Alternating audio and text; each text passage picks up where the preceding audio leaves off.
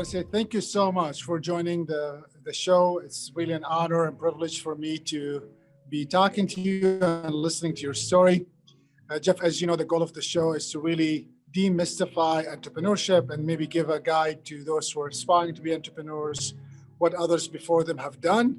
And you're a great example of that. So I thought maybe you could just share a little bit about what Jeff does today and how you got here.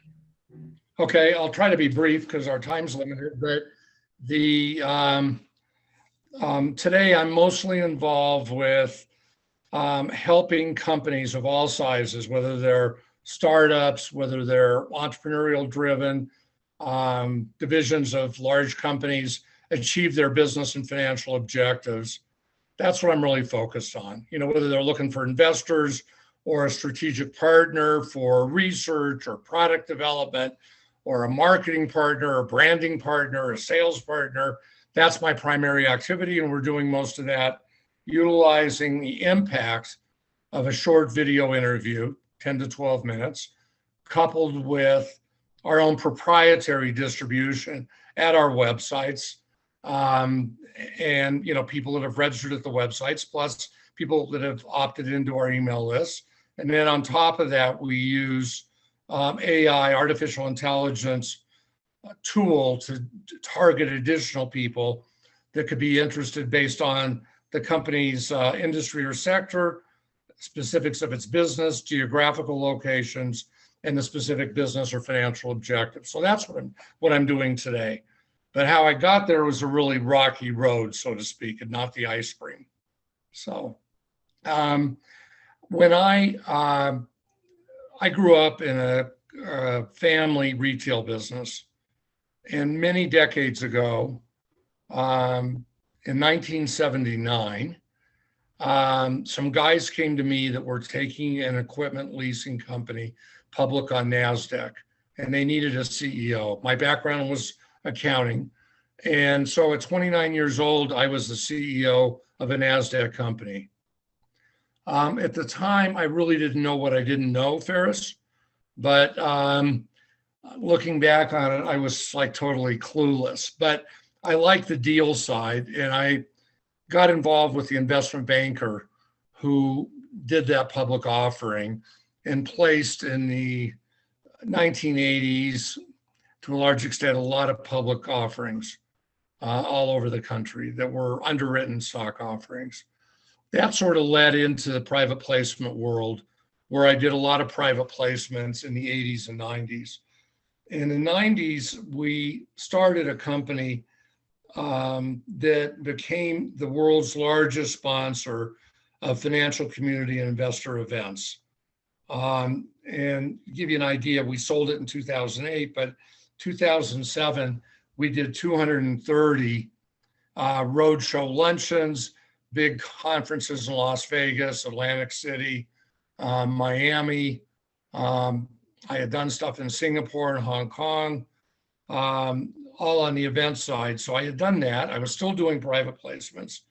And I met a woman in New York who was from Beijing. She was active to get back to China because she was the sole child and her parents were getting older.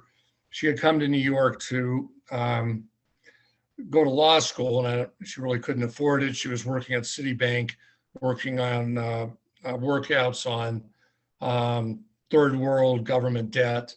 So sort of on a fluke, we opened an office in Beijing, which we had up until the financial crisis in 2008, again, to enable Chinese companies to enter relationships with foreign companies, non-Chinese companies, or financings. So we got a bunch of them public, some in the United States, some on the Frankfurt Stock Exchange. So the financial crisis came, we closed that operation because it was really no point. The one thing about entrepreneurship, I think, is sort of an ongoing need, Faris, to reinvent yourself. You know, especially now as we come out of COVID, the world is changing. You know, what was will not be. Who knows what the post-COVID world's going to be? But if we had to reinvent ourselves over the past decades or pre-COVID over the last few years, everything's on the table today. as far as trying to determine what's viable, what'll work, what'll not work. So I wasn't, when the financial crisis came in '08, I wasn't doing anything. And a friend of mine who was a retired US government lawyer for the EPA, Environmental Protection Agency, said, hey, you live in Colorado. I live in Colorado. We're going to have this new industry, legalized cannabis. Why don't we check it out? So for lack of anything else, I got involved in the cannabis industry early on and ended up with 2 retail stores in Colorado and a grow facility, which then led to getting involved in 3 Canadian startups that all got licensed in Canada and public in Canada, which then led me to being involved in 2 Israeli companies, one on the plant genetics side and one on doing preclinical work. They did preclinical on multiple myeloma on trials with rodents with using THC, the psychoactive part of the cannabis plant. They ran out of money and then got involved in a lot of other stuff here. So, I'm not particularly, I know in Michigan where you are, cannabis is big news. I'm not very bullish on that industry, because it's really questionable to me, Faris, who's going to make any money. But not that I've never seen an industry get more press or more activities. So we are somewhat involved still with, assisting companies in that business with their financial or business objectives, but it's not my favorite. And I think there's a lot of issues. So that's basically how I ended up where I am today. Wow, Jeff. I mean, clearly we could spend days with you to unfold. A lot of this, if you drill down on it, there's a lot of what I like to say, Faris, the good, the bad, and the ugly, Well, it sounds like you have amazing stories, and I would love to one day maybe. I've got great stories. Some of them I wish I was a better writer, could write a screenplay, but we had a factory in China that actually got stolen by a manager's family. We had a guard on the gate. The guard ran away. The family takes over the building. The police say, they sit across the street, say, we're not going to get involved. And it's a civil matter. Well, there's really no civil legal system in China. So you're totally screwed. So this was after the Beijing Olympics. And a lawyer said, go hire these guys that worked on security for the Olympics. So at 3 a.m, we go to the Olympic Stadium, the one that was that basket that we all saw on TV. And we hired these Kung Fu guys. They come at 4 a.m, all wearing black, and recaptured the factory. So I wish I have pictures, but I wish I had written it down in more detail, but there's a lot of stuff along the way, but we got the factory back and we had 200 employees. I mean, this wasn't a little hole in the wall, but, and there's really no legal system, commercial legal system in China. So if somebody said that the Chinese government said to me, you can never go back to China, it would not upset me. Well, that's incredible. I mean, wow, what a story.